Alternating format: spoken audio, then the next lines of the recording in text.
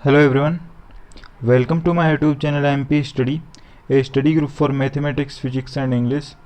तो आपको पता है हमारा फिजिक्स के अंदर 1000 क्वेश्चन की एक सीरीज़ चल रही है जो बेसिकली एयरफोर्स, नेवी और अदर जो डिफेंस एग्ज़ाम जिसमें अच्छे लेवल की फ़िज़िक्स आती है 11-12 लेवल की, उसके लिए इम्पोर्टेंट है। तो उसमें हमारा 12th नंबर का लेक्चर है। तो 12th नंबर के लेक्चर में अपन सबसे पहले पहला क्वेश्चन की तरफ बढ़ते हैं।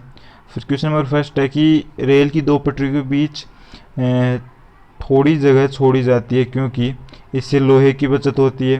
क्या आपको लग सकता है ऐसे आंसर आ सकता है कि लोहे की बचत के लिए अपन जगह छोड़ देंगे? जी नहीं। लोहे के छोटे खंड बनाना आसान है? जी नहीं। लोहे के खंड मजबूत होते हैं? जी बिल्कुल नहीं। इसमें पटरियों का आपको पता है कि लोहे का मतलब गर्मियों में ऊष्मा का प्रसार होता है, इस कारण उन जो बीच में जो थोड़ी जगह छोड़ी जाती है ना, उसमें वो प्रसार होके वो एक तरह से मतलब पटरियों के टूटने का जगह डर नहीं रहता है, तो इसमें स्थान मिल जाता है। तो ऑप्शन डी इसमें करेक्ट होगा।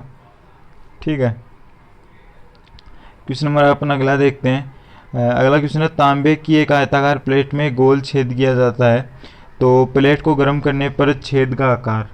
तो यदि आप प्लेट को गर्म करोगे तो छेद का आकार होगा ना, वो क्या होगा? बढ़ेगा, घटेगा या फिर वही रहेगा?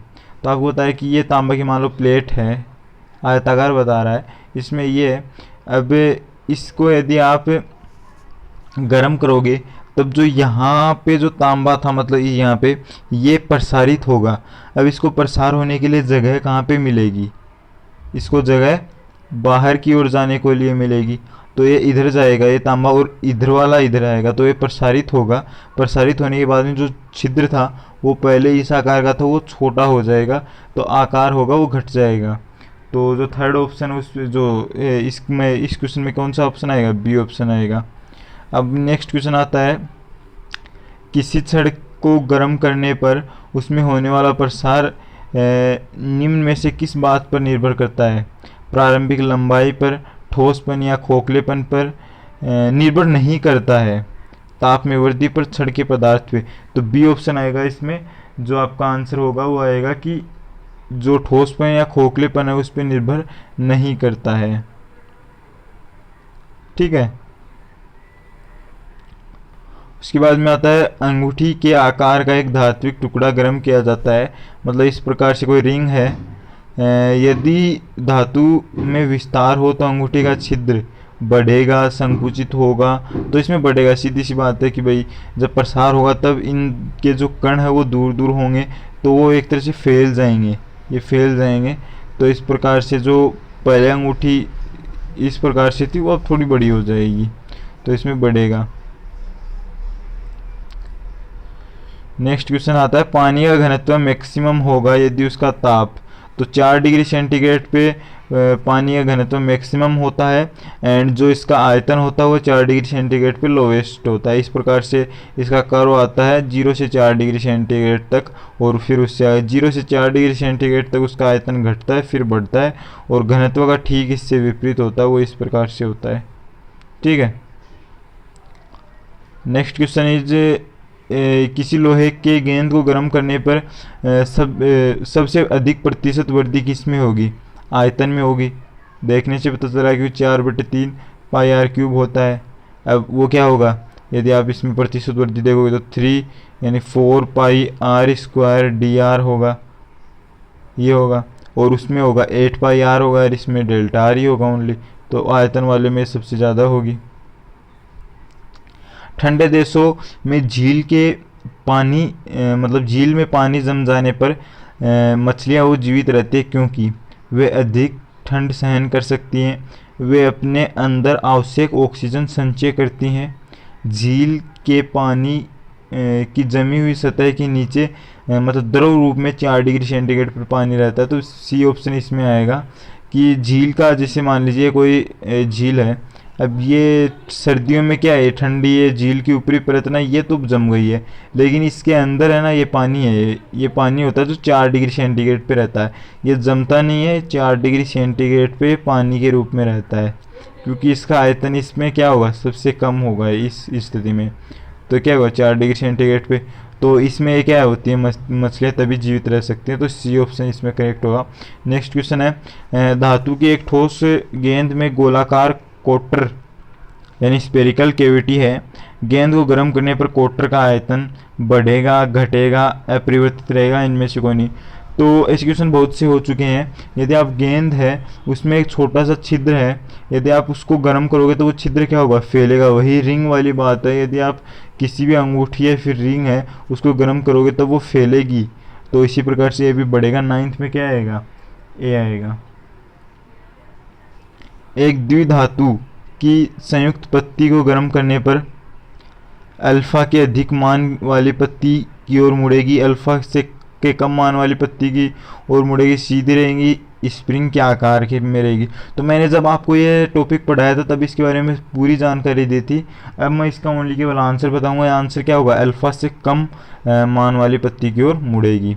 अल्फा अनुपात बीटा अनुपात गामा, यानी alpha is to beta is to gamma पूछा है नेक्स्ट इसमें, वो क्या होता है 1:2:3। तो 1:2:3 ये सी ऑप्शन है। तो 11 में क्या आएगा, सी आएगा। 12 में आएगा कि 0 से 4 डिग्री सेंटीग्रेड तक पानी का आयतन क्या होता है, घटता है, क्योंकि ये इस प्रकार से आता है। इसका जो आयतन को अपन देखिए आप इस प्रकार से याद रख सकते हैं कि आयतन को अपन V से डिनोट करते हैं। अब 0 से 4 डिग्री सेंटीग्रेड की बात करें ना तो V होता है ये, और फिर इस प्रकार से मतलब इस साइड तो बढ़ता है फिर घटता है। जैसे किस प्रकार से समझोगे आप, ये सॉरी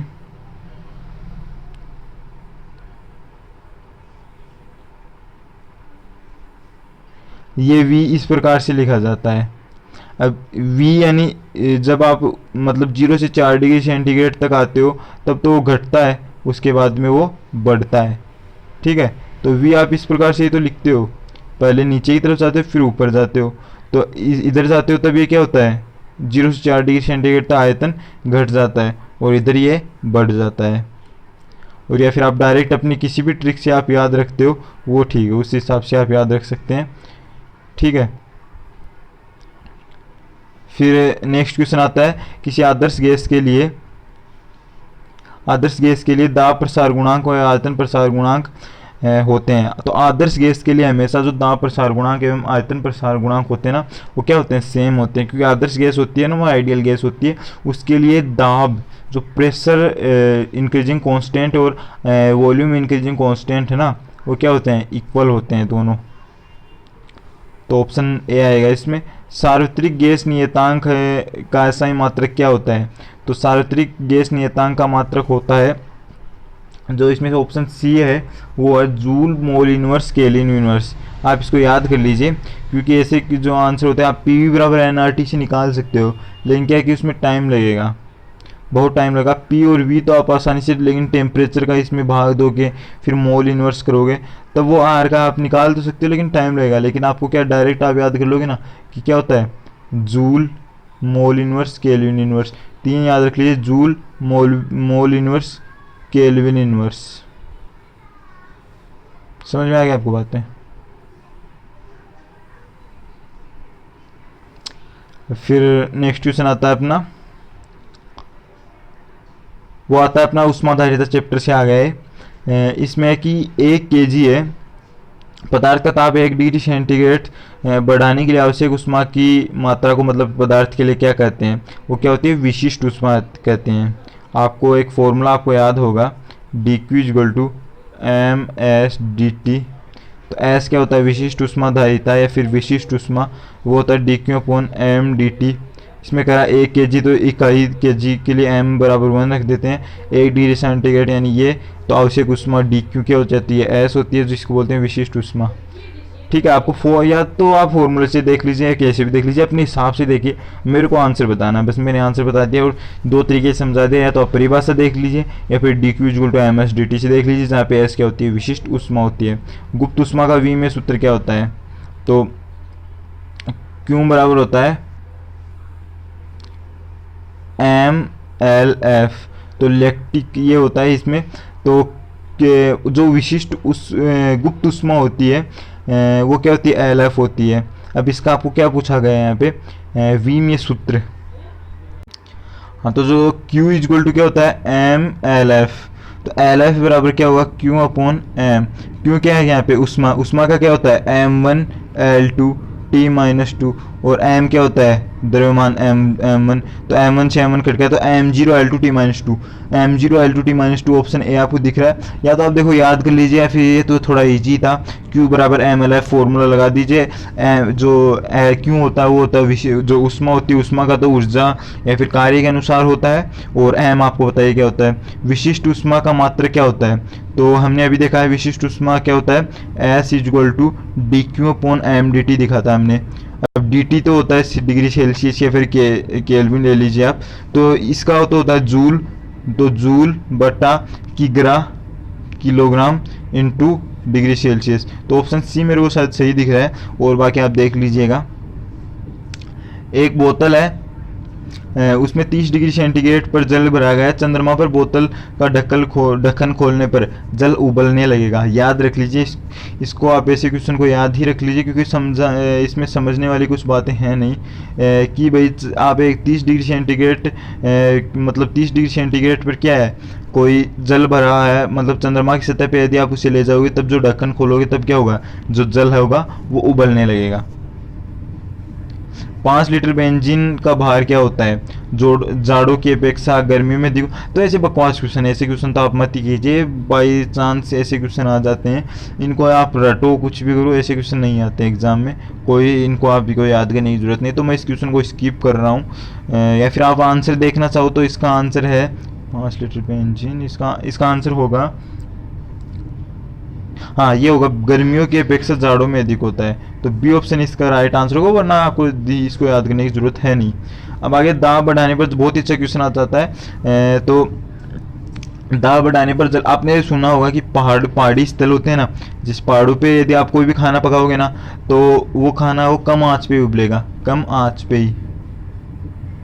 कम आंच पे उबलने का मतलब क्या होता है, यदि मतलब उनका क्वथनांक क्या हो जाता है, कम होता है। कोई भी आप खाना बनाते हो ना पहाड़ पे, तो उसके उबलने का खतरा रहता है, कम आंच पे ही वो पक जाता है। तो इसका मतलब उसका जो क्वथनांक होता है वो क्या हो जाता है, कम हो जाता है। अब आपको ये भी पता होगा कि पहाड़ों पे क्वथनांक तो कम हो रहा है, लेकिन पहाड़ों पे दाब क्या होता है, दाब भी वहाँ पे क्या होता है, कम होता है।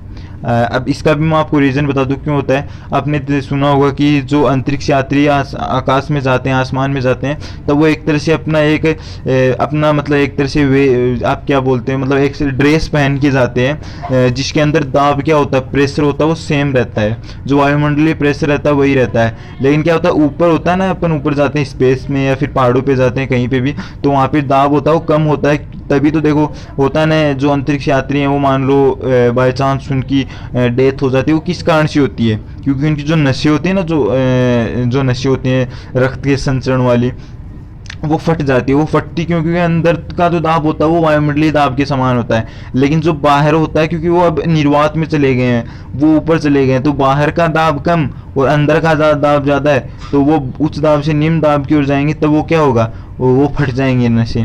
तो नशे फटने का मतलब बाहर का दाब कम है, इस हिसाब से आप याद कर सकते हो। तो दो चीज़ें बता दी मैंने, ऊपर क्या होता है, दाब कम होता है, क्वथनांक कम होता है, लेकिन यहाँ पे क्या बोला, दाब बढ़ने पर। तो यदि दाब घट रहा है तब क्वथनांक घट रहा है, यानी ऊपर क्वथनांक घटता है और ऊपर क्या है, दाब कम है। समझना आप मेरी बात, मैं क्या बोल रहा हूँ, पहाड़ों पे दाब कम होता है तभी तो क्वथनांक कम होता है, या फिर क्वथनांक कम होता है तभी दाब कम होता है। तो दाब कम मतलब क्वथनांक कम, दाब ज़्यादा क्वथनांक ज़्यादा। तो दाब बढ़ाने पर यानी दाब ज़्यादा है तब क्वथनांक बढ़ता है। ए ऑप्शन आएगा 6th में। तो शायद मेरे को लग नहीं रहा कि इसमें कोई दिक्कत आएगी। अब हिमांक का जस्ट उल्टा हो जाता है, दाब बढ़ाने पर क्वथनांक तो बढ़ जाएगा लेकिन जो हिमांक है वो घट जाएगा। अब कैसे समझाऊँ मैं आपको, इससे ज़्यादा तो मतलब मैं समझा नहीं सकता, और शायद आपको इस समझ में भी आ गया होगा। उष्मागतिकी का प्रथम नियम होता है, उष्मागतिकी का नियम में क्या संरक्षित रहता है। तो अणुओं की संख्या, जी नहीं, बिल्कुल नहीं। ऊर्जा, बिल्कुल ऊर्जा संरक्षित रहती है। आगे आप नीचे देख लेते हैं, मोलों की संख्या बिल्कुल नहीं रहती और टेम्परेचर भी नहीं रहता है, क्योंकि उष्मागतिकी का प्रथम नियम क्या था, dQ = du + dw, dQ = du + dw। तो इसमें जो ऊर्जा है ना, ऊर्जा होती है वो संरक्षित रहती है। रुद्धोष्म प्रक्रम में स्थिर रहने वाली राशि होती है, वो होती है उष्मा आपकी। क्वेश्चन नंबर 3 देखते हैं, या शायद आपको आता होगा रुद्धोष्म प्रक्रम, एडियाबैटिक प्रोसेस होते हैं, इसमें जो हीट होती है वो क्या होती है, कंजर्व रहती है, कांस्टेंट रहती है, कंजर्व नहीं कांस्टेंट रहती है। आंतरिक ऊर्जा की अवधारणा सर्वप्रथम प्रस्तुत की गई उष्मागतिकी के प्रथम नियम द्वारा की गई। मैं इसमें ओनली आंसर बता रहा हूँ क्योंकि आंसर बताना ही इसमें ठीक है, क्योंकि कुछ इसमें कंसेप्चुअल चीज़ें हैं नहीं, जो कंसेप्चुअल चीज़ें आएंगी वो मैं बता दूंगा। आदर्श गैस की आंतरिक ऊर्जा निर्भर करती है केवल दाब पे, केवल आयतन पे, केवल तापमान पे एंड केवल आणविक परिमाण पे। तो आंतरिक ऊर्जा को अपन यू से डिफाइन करते हैं, U equal to F by two N R T. तो टेम्परेचर पे डायरेक्टली प्रोपोर्शनल है, और टेम्परेचर पे ये क्या करती है, डिपेंड करती है। दाब पे तो बिल्कुल भी डिपेंड नहीं करती है, ठीक है। किसी दाब पर आदर्श गैस के अणुओं की आंतरिक ऊर्जा, किसी दाब पर आदर्श गैस के अणुओं की आंतरिक ऊर्जा होती है वो केवल गतिज ऊर्जा, केवल स्थितिज ऊर्जा, गतिज एवं स्थितिज ऊर्जा दोनों, और इनमें से कोई नहीं। तो आदर्श गैस के अणुओं की आंतरिक ऊर्जा होती है ना, वो केवल इस गतिज ऊर्जा ही होती है, स्थितिज ऊर्जा उसमें कंक्लूड नहीं होती है। तो फिफ्थ में क्या आएगा, ए आएगा। अब आ गया था किसी चक्रीय प्रक्रम में गैस की आंतरिक ऊर्जा क्या होती है। तो चक्रीय प्रक्रम होता है ना, उसमें जो टेम्परेचर होता है वो मतलब एक तरह से स्थिर रहता है, अपन ऐसे मतलब घूम के आता है। वो प्रोसेस क्या होती है, जैसे ये है फिर ये वापस चला गया, तो इसमें जो आंतरिक ऊर्जा होती है वो क्या होती है, कॉन्स्टेंट बनी रहती है। समतापीय प्रक्रम में क्या स्थिर रहता है, समतापीय प्रक्रम में आयतन जो आंतरिक ऊर्जा होती है वो स्थिर रहती है, क्योंकि समतापी प्रक्रम में क्या होता है, टेम्परेचर कांस्टेंट रहता है। जो टेम्परेचर होता है वो क्या होता है, कांस्टेंट होता है। और U बराबर क्या होता है, F by two N R T, यानी आंतरिक ऊर्जा में कांस्टेंट आता है, और F by two N R तो एक गैस के लिए क्या हो जाएगा, कांस्टेंट ही हो जाएगा। T कांस्टेंट है तो U भी क्या हो जाएगा, स्थिर यानी कांस्टेंट ही हो जाएगा। यानी आपको जब भी मतलब तापमान की बात की जाए ना, तो आप एक बार आंतरिक ऊर्जा की तरफ जरूर देख लेना, क्योंकि आंतरिक ऊर्जा और ताप में क्या होता है, रिलेशन होता है। जो आपको मैंने जो क्वेश्चन देखे इनमें आपको लग भी रहा होगा कि बिल्कुल होता है। जब समतापी परिवर्तन होता है, यानी समतापी परिवर्तन मतलब कोई भी ऐसी प्रोसेस होती है जिसमें तापमान इक्वल होता है, तब P V T तीनों बदलते हैं। तो इसमें कह रहा है समतापी मतलब तापमान तो समान है, तो T बदलता है वो तो आप हटा ही दीजिए, तीन ऑप्शन हट गए, ये आएगा। और आपको पता भी है कि भाई PV बराबर NRT होता है। अब ये जो वो है, ये तो आदर्श गैस के लिए हमेशा लगेगा। इसमें PV बराबर NRT यानी समतापी है तो तापमान समान है, तो ये सारी चीज़ें कांस्टेंट हो गई, ये कांस्टेंट हो गई, तो अब ये दोनों ही क्या होंगे, चेंज होंगे, ये दोनों ही वेरी करेंगे। और समताप यही बोल रहा है, इसका मतलब टेम्परेचर तो कांस्टेंट है ही। तो ए ऑप्शन में तो कह रहा है PV MT तीनों बदलते हैं, तो T तो बदल ही नहीं रहा, V व T दोनों बदलते हैं, C भी नहीं रहेगा, PT बदलते हैं, तो P व V आएगा इसमें। ऑप्शन भी देखो कैसे दिए गए हैं। समतापीय प्रक्रम में ऊष्मागतिक निकाय पालन करता है बॉयल के नियम का, चार्ल्स के नियम का, दाब के नियम का, ग्राहम के विसरण के नियम का।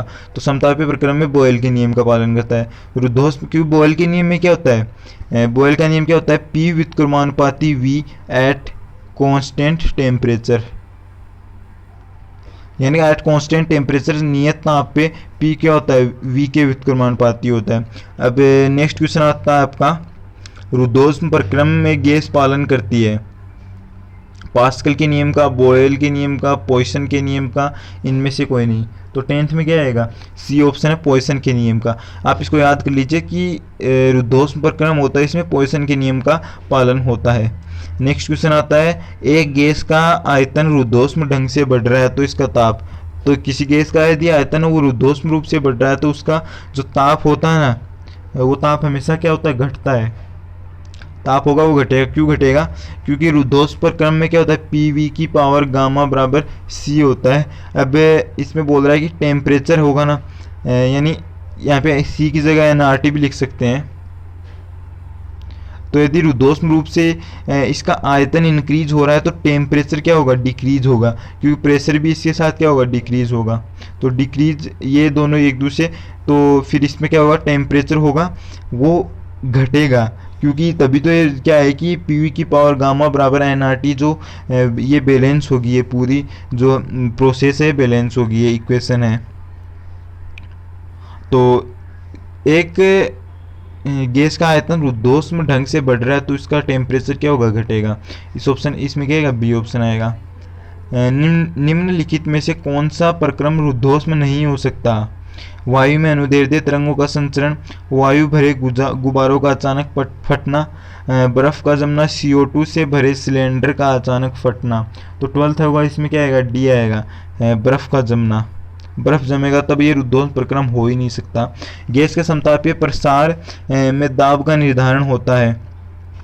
दाब का निर्धारण किससे होता है? केवल ताप से। समतापीय प्रसार में क्या केवल ताप से होता है? केवल संपीड्यता से। ताप एवं संपीड्यता दोनों से, इनमें से कोई नहीं। तो संपीड्यता होती है वो आयतन का व्युत्क्रमी होती है बेसिकली देखा जाए तो आयतन और जो प्रेशर होते हैं उनमें रिलेशन होता है PV की पावर nRT में समतापीय प्रसार होता है तो P व्युत्क्रमानुपाती V, यानी P समानुपाती संपीड्यता। समझ में आपको बात है? मैं एक बार बताऊं कि समतापीय प्रसार हो रहा है, इसका मतलब बॉयल का नियम लगेगा। तो बॉयल के नियम में क्या होता है? टेम्परेचर कांस्टेंट रहता है ना, तो P व्युत्क्रमानुपाती V होता है। और मैंने अभी बताया 1/V क्या होता है? संपीड्यता होता है। तो P समानुपाती संपीड्यता, यानी C बोलते हैं संपीड्यता को। ठीक है, तो इसमें B आएगा ऑप्शन। तो कुछ ज़्यादा इसमें टफ क्वेश्चन है नहीं, और बाकी इसके बाद में एक स्लाइड और बची है और अभी टाइम हुआ है 21 मिनट, तो कर देंगे। गैस के रुद्धोष्म प्रसार में क्या होता है? ऊष्मा का आदान प्रदान नहीं होता है। सीधा सा आपको पता होगा ये तो कि रुद्धोष्म प्रक्रम में क्या होता है? ऊष्मा का आदान प्रदान नहीं होता है। कुछ क्वेश्चन और है, 7-8 क्वेश्चन और है, जल्दी से देखते हैं। PV ग्राफ का आयतन अक्ष के समांतर सरल रेखा होना, मतलब P और V ऐसे कुछ ग्राफ बना हुआ है। अब इसमें क्या करा है? आयतन अक्ष के यानी V के समांतर होना, इस प्रकार से कोई है वो समांतर है, तो समांतर है इसका मतलब कांस्टेंट प्रेशर है, तो समदाबी प्रक्रम होगा। C ऑप्शन आएगा इसमें। ओके, अब आगे आता है एक गैस की आंतरिक ऊर्जा कम होती है जब गैस ऊष्मा अवशोषित करती है, प्रक्रम चक्रीय होता है, रुद्धोष्म प्रसार होता है, इनमें से कोई नहीं। तो आंतरिक ऊर्जा कम होती है, इसका मतलब क्या होता है? 16 में कि टेम्परेचर हो रहा है उसका कम हो रहा है। कम कब होगा? जब रुद्धोष्म प्रसार होगा। ठीक है, अभी हमने देखो एक क्वेश्चन देखा था, कौन सा क्वेश्चन था वो? ये रहा कि आयतन है ना वो रुद्धोष्म ढंग से बढ़ रहा है तो उसका ताप मैंने बताया था घटेगा, ताप घटेगा। ठीक है, याद रखना इस चीज को, रुद्धोष्म ढंग से बढ़ेगा आयतन, यानी रुद्धोष्म में प्रसार होगा तो ताप घटेगा। ठीक है, ये चीज याद रखना। अब इस क्वेश्चन में भी क्या बोला गया है कि इस क्वेश्चन में बोला गया है कि गैस की आंतरिक ऊर्जा कम कब होगी? जब रुद्धोष्म में प्रसार होगा, यानी रुद्धोष्म में प्रसार मतलब रुद्धोष्म में प्रक्रम में आयतन इंक्रीज होगा। यदि आयतन इंक्रीज होगा तो टेम्परेचर डिक्रीज होगा। अभी मैंने बताया टेम्परेचर डिक्रीज होगा तो आयतन ऊर्जा क्या होगी? डिक्रीज होगी, कम होगी। मतलब क्वेश्चन वही रिलेट हो रहे हैं। तो इन क्वेश्चन को आप एक बार फिर से पढ़ना। कुछ क्वेश्चन नहीं है तो कमेंट कीजिएगा, हम जल्द से जल्द आपको क्वेश्चन के आंसर बताने की कोशिश करेंगे।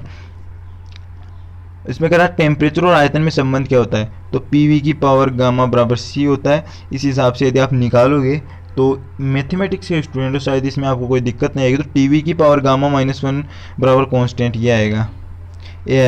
और ये आप PV और VT और PT इन तीनों में आपको ये रिलेशन है, ये याद रख लीजिए या फिर आपको बनाने आनी चाहिए। कैसा भी पूछ सकता है, PV की गामा बराबर C, TV की पावर गामा -1 बराबर C, और इसमें भी पूछ सकता है किसी भी हिसाब से। तो हर मतलब मुसीबत के लिए आपको खड़े रहना होगा।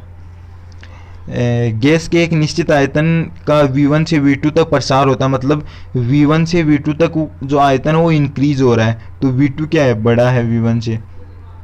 जिस प्रक्रम में दाब अधिकतम होगा वह है समतापी। दाब अधिकतम होगा, समतापी अब समतापी होगा उसमें तो होगा नहीं, क्योंकि जो समतापी प्रक्रम होता है उसमें यदि आप देखोगे तो टेम्परेचर कांस्टेंट होगा। तो यदि आप इसको लगोगे PV की बराबर nRT, यदि V1 से V2 जा रहा है मतलब आयतन बढ़ेगा और ये कह रहा है टेम्परेचर कांस्टेंट है, तो P को तो घटना ही पड़ेगा तभी तो बैलेंस होगा। समझ रहे हो आप मेरी बात? क्या कह रहा है? पहला ऑप्शन में कह रहा है कि ये तो पता है V1 से V2 प्रसार हो रहा है तो V तो बढ़ रहा है। अब V बढ़ेगा और nRT में कह रहा है समतापीय प्रक्रम है तब कि टेम्परेचर कांस्टेंट है। टेम्परेचर कांस्टेंट है मतलब पूरा कांस्टेंट है, पूरा कांस्टेंट है, तो इसको बैलेंस करने के लिए V बढ़ेगा तो P को क्या होना, घटना पड़ेगा। लेकिन P को घटाना नहीं है हमें, P को तो मैक्सिमाइज करना है, अधिकतम करना है, तो समतापीय तो बिल्कुल नहीं होगा। रुद्धोष्म में क्या होता है, PV की पावर गामा बराबर C। अब इसमें V बढ़ेगा तो इसमें P को घटना पड़ेगा तभी ये कांस्टेंट आएगा। तो रुद्धोष्म में वैसे नहीं होगा, सभी में समान होगा नहीं। समदाबी एक तो कॉमन सेंस आ जाता है। और समदाबी में क्या होता है, प्रेशर कांस्टेंट होता है, टेम्परेचर बढ़ेगा तभी V बढ़ेगा इसमें, क्योंकि PV बराबर nRT लगाओगे ना आप, PV बराबर nRT, यदि टेम्परेचर बढ़ेगा तभी V बढ़ेगा, P कांस्टेंट रहेगा तो ये सारा कांस्टेंट आएगा, टेम्परेचर बढ़ेगा तभी V बढ़ेगा, है ना। कॉमन सेंस और दोनों से मैंने बता दिया आपको कंसेप्चुअल बेस पे, ठीक है, आपको कोई दिक्कत नहीं होनी चाहिए। नेक्स्ट नंबर का क्वेश्चन आता है, यदि किसी गैस की विशिष्ट ऊष्माओं की निष्पत्ति R हो एवं कटान बिंदु निष्पत्ति, तो ऐसे क्वेश्चन नहीं, मत कीजिए, ऐसे क्वेश्चन कीजिए मत, आपका दिमाग खराब हो जाएगा, मैं कह रहा हूँ। CP पता नहीं ये ल्यूसेंट वाले कहाँ से दे देते हैं ऐसे क्वेश्चन, क्योंकि ऐसा है, ये जो लेवल है ना इसका वो JEE के लेवल का है। अब अगर चाहो तो आप मेरे को कमेंट कर दीजिए, मैं इसका आंसर आपको बता दूंगा, स्पेशली अलग से बता दूंगा, या फिर एक अलग से ऐसे ही क्वेश्चंस का एक वीडियो बना दूंगा अगर किसी को ज़रूरत हो तो। वैसे ऐसे क्वेश्चन आते नहीं, एयरफोर्स कभी पूछता नहीं है। नेक्स्ट क्वेश्चन आता है, CP व CV में अंतर होता है। CP माइनस CV बराबर R होता है, मेयर्स लॉ होता है। कार्नो इंजन की दक्षता निर्भर करती है केवल स्रोत के ताप पर, सिंक के ताप पर, स्रोत एवं सिंक दोनों के ताप पर निर्भर करती है, क्योंकि आपको पता है जो दक्षता होती है वो ईटा बराबर क्या होती है, 1 माइनस T2 अपॉन T1 होती है, यानी T1 minus T2 upon T1, ठीक है। तो इसमें क्या हुआ, C ऑप्शन आएगा। ईटा का फॉर्मूला आपको याद रखना है। अगला क्वेश्चन है, शायद इसमें बोल रहा है कि स्रोत का ताप बढ़ने पर कार्नो इंजन की दक्षता, तो स्रोत ये होता है यानी T1 आप इंक्रीज करोगे तो ईटा बराबर होता है 1 माइनस T2 बटा T1, यही होता है। अब यदि स्रोत का ताप यानी T1 आप इंक्रीज करोगे, ये इंक्रीज करोगे तो ये क्या होगा, डिक्रीज होगा, और ये डिक्रीज होगा तभी टोटल क्या होगा, इंक्रीज होगा, तो दक्षता क्या होगी, बढ़ती है। तो जो 22 है उसका आ गया ये। अब ये सारे क्वेश्चन आपके कंप्लीट हो गए हैं, तो हमने इतने क्वेश्चन किए हैं। अगर आपको किसी में डाउट हो तो आप कमेंट कर दीजिएगा, और बाकी अपना नेक्स्ट लेक्चर आपको कल मिल जाएगा, नेक्स्ट डे मिल जाएगा जब भी। तो thank you for watching video, take care.